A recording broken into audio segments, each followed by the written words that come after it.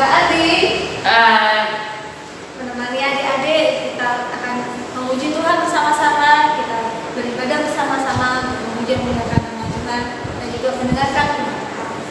Nah, sebelum kita mulai, mari kita naikkan pujian tanda paku di kaki dan tangan, karena Tuhan Yesus telah mati bagi kita, dan sebagai bukti cintanya ada bekas tanda paku di kaki dan tangannya. Mari kita naikkan pujian ini, tanda paku.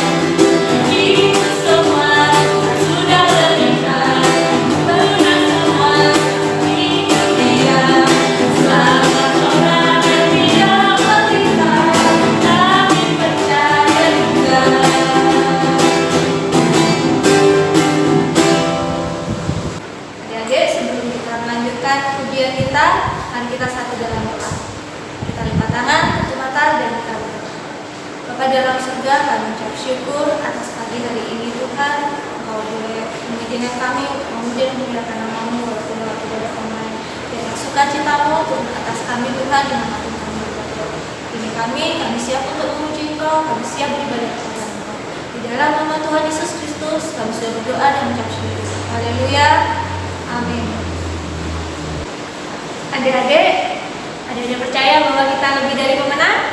Amin. Karena Tuhan Yesus telah mati bagi kita, menjadikan kita lebih dari pemenang. Kita naikkan pujian, kita lah umat pemenang.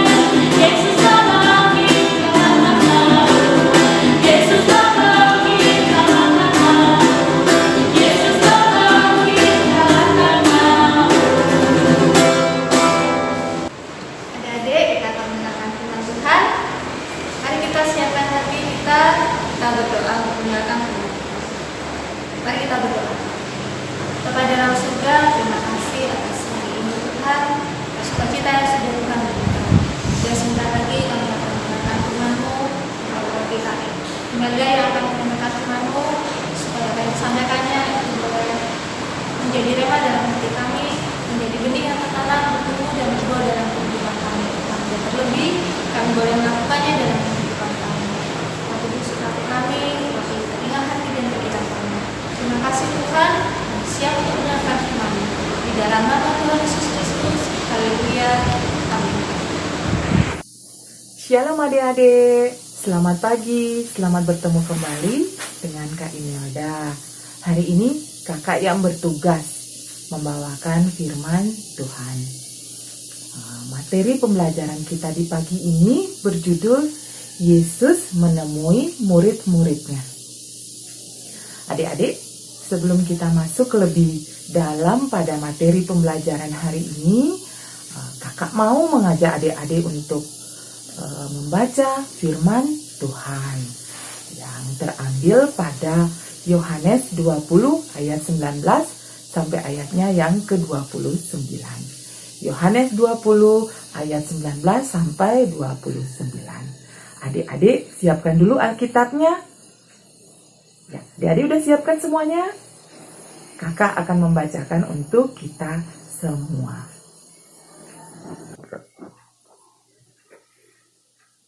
Yesus menampakkan diri kepada murid-muridnya. Ketika hari sudah malam pada hari pertama minggu itu, berkumpullah murid-murid Yesus di suatu tempat dengan pintu yang terkunci, karena mereka takut kepada orang-orang Yahudi. Pada waktu itu datanglah Yesus dan berdiri di tengah-tengah mereka dan berkata, "Damai sejahtera bagi kamu." Dan sesudah berkata demikian, ia menunjukkan tangannya dan lambungnya kepada mereka. Murid-murid itu bersukacita ketika mereka melihat Tuhan. Maka kata Yesus sekali lagi, "Damai sejahtera bagi kamu. Sama seperti Bapa mengutus aku, demikian juga sekarang aku mengutus kamu." Dan sesudah berkata demikian, ia mengembusi mereka dan berkata, "Terimalah Roh Kudus, jikalau kamu mengampuni dosa orang, dosanya diampuni. Dan jikalau kamu menyatakan dosa orang tetap ada, dosanya tetap ada." Tetapi Thomas, seorang dari ke-12 murid itu yang disebut Didimus, tidak ada bersama-sama mereka ketika Yesus datang ke situ. Maka kata murid-murid yang lain itu kepadanya, "Kami telah melihat Tuhan." Tetapi Thomas berkata kepada mereka, "Sebelum aku melihat bekas paku pada tangannya, dan sebelum aku mencucukkan jariku ke dalam bekas paku itu, dan mencucukkan tanganku ke dalam lambungnya, sekali-kali aku tidak akan percaya." 8 hari kemudian, murid-murid Yesus berada kembali dalam rumah itu, dan Thomas bersama-sama dengan mereka. Sementara pintu-pintu terkunci, Yesus datang dan ia berdiri di tengah-tengah mereka dan berkata, "Damai sejahtera bagi kamu." Kemudian ia berkata kepada Thomas, "Taruhlah jarimu di sini dan lihatlah tanganku.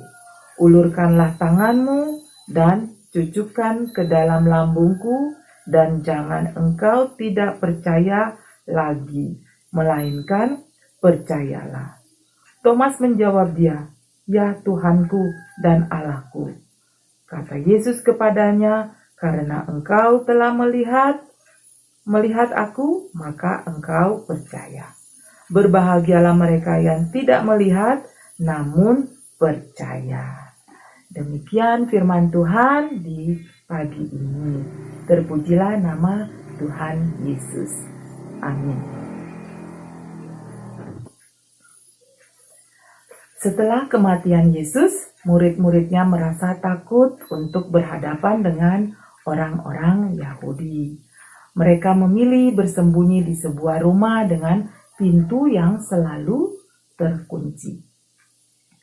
Pada saat itu, mereka semua berkumpul di satu tempat yang tertutup dan terkunci, semua pintu-pintunya. Tiba-tiba di situ Yesus muncul dan menemui murid-muridnya di dalam ruangan tertutup dan terkunci. Kira-kira apa reaksi dari murid-muridnya? Adik-adik, ada yang tahu jawabannya? Ya, benar jawabannya. Murid-murid merasa takut dan terkejut karena di dalam ruangan itu hanya ada mereka sendiri dan tidak ada orang lain. Lalu Yesus menemui mereka dan berkata, "Damai sejahtera bagi kamu." Dan Yesus juga menunjukkan kepada mereka tangan dan lambungnya, bekas dipaku pada tangannya dan bekas ditikam dengan tombak pada lambungnya pada saat ia disalib.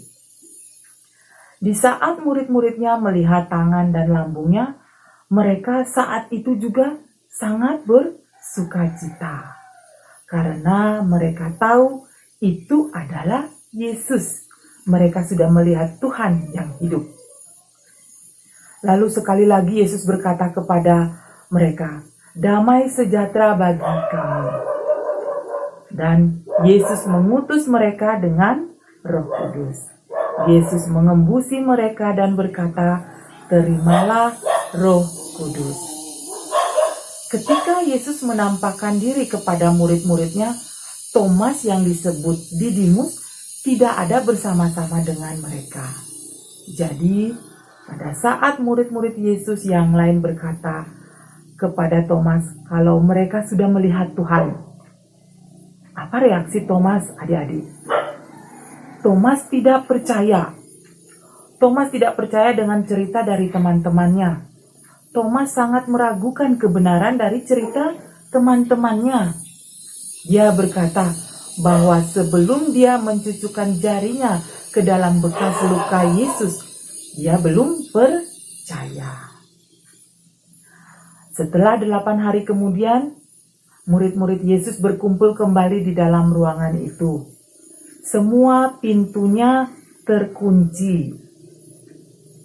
Di situ ada Thomas bersama-sama dengan mereka. Untuk kedua kalinya, Yesus datang kembali menemui murid-muridnya. Yesus berkata kepada mereka, "Damai sejahtera bagi kamu." Lalu Yesus berkata kepada Thomas, "Taruhlah jarimu di sini dan lihatlah tanganku. Ulurkanlah tanganmu dan cucukkanlah ke dalam lambungku. Dan jangan engkau tidak percaya lagi, melainkan percayalah." Lalu Thomas melakukannya dan menjadi percaya. Yesus berkata kepada murid-muridnya, "Berbahagialah yang tidak melihat namun percaya." Nah, adik-adik, dari firman yang tadi kakak sampaikan kepada adik-adik, ada beberapa hal yang bisa kita pelajari. Yang pertama, Yesus telah bangkit dan hadir di tengah-tengah muridnya. Yang kedua, Thomas adalah salah satu murid Yesus yang tidak ada pada saat Yesus pertama kali menampakkan diri kepada murid-muridnya. Sikap Thomas pada saat itu, Thomas tidak percaya karena dia tidak melihat. Yang ketiga, berbahagialah mereka yang tidak melihat namun percaya. Perkataan ini mengandung suatu janji iman kita kepada Tuhan.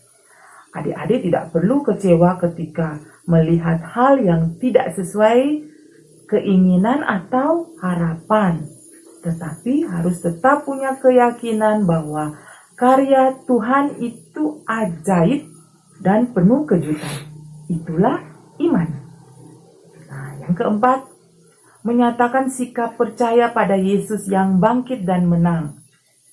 Itu sudah berarti adik-adik memiliki iman kepadanya. Percaya kepada Yesus berarti adik-adik mengandalkan Dia dalam segala hal. Nah, untuk membangun kepercayaan itu dengan benar, adik-adik berserahlah kepadanya dan andalkan Dia. Serta jangan khawatir untuk segala sesuatu. Adik-adik, sampai sekian dulu firman Tuhan hari ini. Tuhan Yesus memberkati kita semua. Amin. Adik-adik, mari kita berdoa. Tuhan Yesus, kami mengucap syukur buat kasih setiamu yang Engkau nyatakan di dalam hidup kami. Terima kasih atas karya penyelamatanmu bagi kami semua. Engkau sudah bangkit dan menang atas kuasa maut dan atas kuasa dosa. Kami semua sudah Engkau tebus di kayu salib tunai, dan kami semua sudah dibebaskan dari dosa-dosa kami semua. Terima kasih, kami naikkan ucapan syukur kami hanya kepadamu, ya Bapa. Terima kasih juga karena lewat penyelamatanmu bagi kami semua sudah selamat sampai pada hari ini. Ajarkanlah kami untuk tetap beriman kepadamu, bahwa dengan tanpa melihat kami tetap percaya kepadamu, ya Tuhan Yesus. Terima kasih Tuhan Yesus. Inilah doa dan sembahyang kami naikkan hanya kepada Allah Bapa di sorga. Amin. Adik-adik, Tuhan Yesus telah mati menebus dosa kita, dan sekarang Dia telah hidup. Karena Dia hidup, maka ada hari esok untuk kita, dan karena itu kita tidak perlu takut, kita tidak perlu getar menghadapi hari esok. Kita naikkan pujian ini, sebab Dia hidup.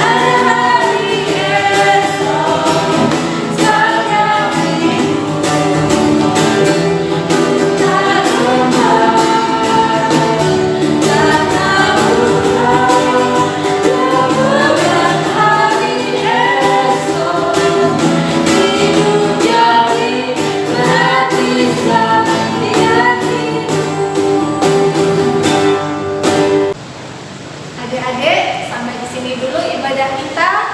Sampai jumpa minggu depan. Tuhan Yesus memberkati. Dadah.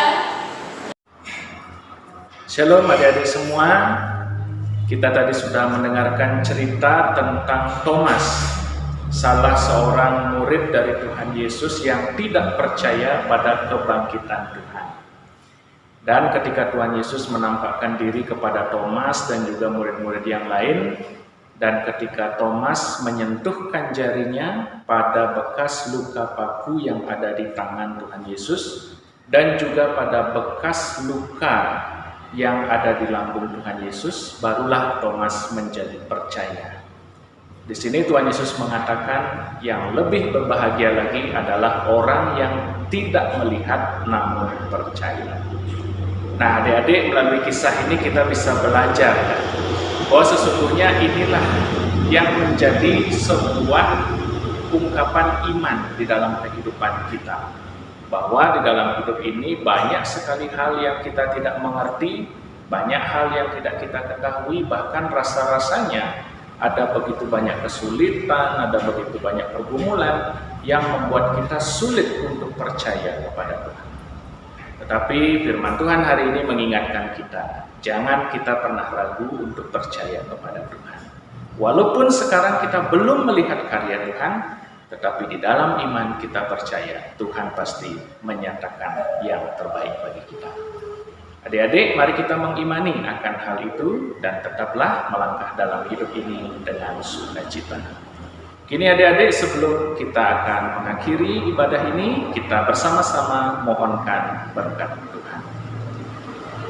Kiranya kasih karunia dari Allah Bapa, Tuhan Yesus Kristus dan Roh Kudus menyertai, memberkati adik-adik sekalian dari sekarang ini sampai selama-lamanya. Amin. Selamat hari Minggu adik-adik semua. Tuhan Yesus memberkati.